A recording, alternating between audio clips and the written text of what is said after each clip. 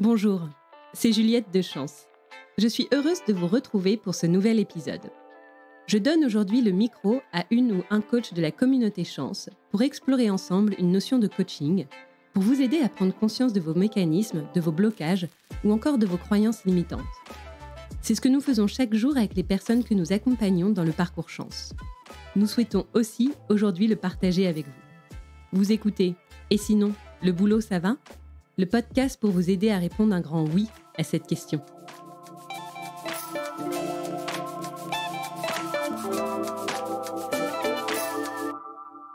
Bonjour, je suis Virginie Ox, coach partenaire chez Chance, et j'aimerais vous parler de la vie professionnelle des femmes après 50 ans. Pourquoi les femmes après 50 ans ? Parce que le taux de chômage de cette population est traditionnellement plus élevé en France que celui des hommes, du fait des préjugés combinés de l'âge et du genre. Le préjugé de l'âge, on sait qu'il touche aussi les hommes, particulièrement en France, où des employeurs considèrent trop souvent à tort que plus on est jeune, plus on serait dynamique et compétent. Évidemment, c'est bien plus subtil que ça. Intéressons-nous à présent aux préjugés du genre et observons un peu. Si je vous dis femme, quinca, travail, vous pensez à qui ? À Martine Boquillon ? À Angélique de Rouget ? À Martine Claret ? Ces femmes de plus de 50 ans à la tête de grandes entreprises françaises ? Vous pensez à Florence Foresti peut-être ? Née en 1973. Si, le 8 novembre très précisément. Pas dit que ce soit ces modèles positifs et valorisants qui vous viennent immédiatement à l'esprit. D'ailleurs, je m'en rends bien compte dans le cadre des coachings que je mène avec Chance pour des femmes de 50 ans et plus. Très vite, l'autodévalorisation vient ponctuer leur discours. Je suis trop vieille, je ne peux plus, c'est plus pour moi. Pourtant, quand on creuse un peu, ces femmes quinquagénaires admettent que ce discours renvoie à une bonne, grosse croyance limitante, fortement ancrée dans un scénario sociétal, et depuis bien longtemps. En effet, on découvre que dans l'Europe du XVIe siècle, la femme était d'autant plus suspectée de sorcellerie, c'était l'outrage absolu à l'époque, qu'elle était pauvre, veuve et ménopausée. Il y a quelques années, des actrices se sont émues que les femmes de plus de 50 ans soient invisibilisées dans nombre de fictions, tant françaises qu'américaines. Derrière cette invisibilisation apparaît l'idée qu'une femme ménopausée serait moins désirable.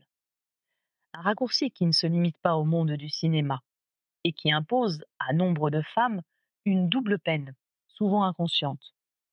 Non seulement elle ne serait plus compétente, mais en plus, elle ne serait plus désirable. Sous-entendu, elle n'aurait plus la possibilité de trouver un emploi. Pourtant, dans d'autres cultures à travers le monde, c'est tout l'inverse qui se passe. Ainsi, chez les Mayas, la ménopause est vécue comme la période de libération des restrictions liées aux menstruations. Chez les Amérindiens Moaves, la ménopause se présente comme un moment d'épanouissement social et amoureux. Dans le sud du Cameroun, les femmes bétis occupent des responsabilités importantes lorsqu'elles sont ménopausées. En France, en raison des interruptions liées à la maternité, les femmes doivent encore trop souvent jongler avec des carrières plus chaotiques. Ces interruptions ont d'ailleurs souvent un impact négatif sur leur progression salariale. Avec la ménopause, les femmes sont censées pourtant retrouver égalité avec les hommes.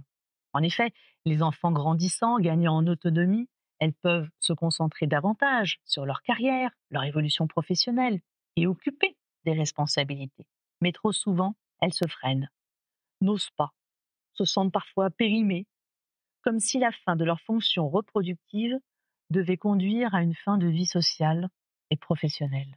Alors mesdames, s'il vous plaît, arrêtez le sabotage. C'est justement le moment de penser à vous, de vous écouter, de vous projeter, de vous autoriser. D'autant que oui, il est tout à fait possible de rebondir après un licenciement à 52 ans. Regardez la blogueuse Natacha Dzikowski. Il est possible de vous réaliser professionnellement dans un domaine qui réponde à vos aspirations. Oui, il est possible d'acquérir de nouvelles compétences pour renforcer votre employabilité et même pour gagner confiance en vous. Il est possible d'explorer de nouveaux horizons, vous permettant de vous enrichir intellectuellement. Isabelle, Hélène, Clara et bien d'autres femmes quinquas passées par Chance l'ont clairement démontré. En définitive, il est parfaitement possible de devenir ce que la psychanalyste Charlotte Montpezat appelle une flamboyante, c'est-à-dire une femme de plus de 50 ans qui brille, qui prend en main sa vie professionnelle sans laisser les injonctions sociétales d'un autre âge décider à sa place.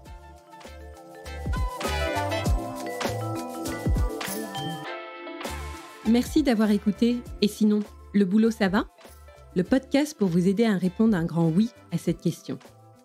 Si cet épisode vous a plu, vous pouvez laisser 5 étoiles sur Spotify, Apple Podcasts ou Deezer. Cela ne semble rien, mais cela aide beaucoup à soutenir le podcast. Vous pouvez aussi m'écrire sur Instagram, @chance_fr. Et n'hésitez pas à recommander ce podcast à toutes celles et ceux proches qui ont besoin de retrouver du sens dans leur vie pro. À bientôt!